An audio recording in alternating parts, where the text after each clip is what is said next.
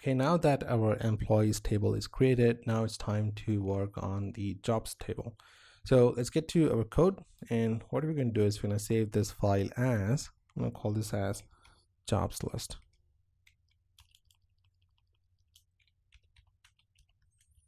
Okay, so let's save that and let's try to update. Okay, let's update everything that we have linked to jobs list.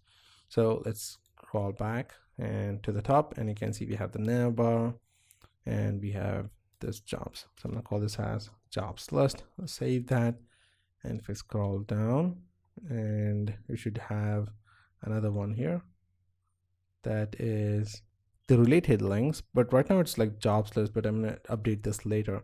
For this next, what we can do is we can get to the employees list.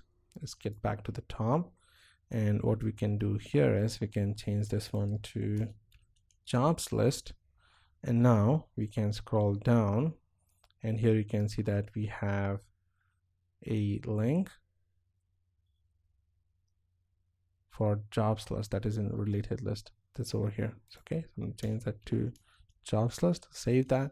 Let's get to the dashboard, and even in the dashboard we have this navigation bar.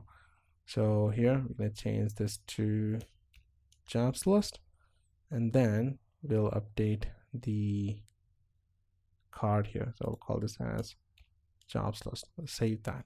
So all the links, the pages which are connecting to each other with the jobs are now connected.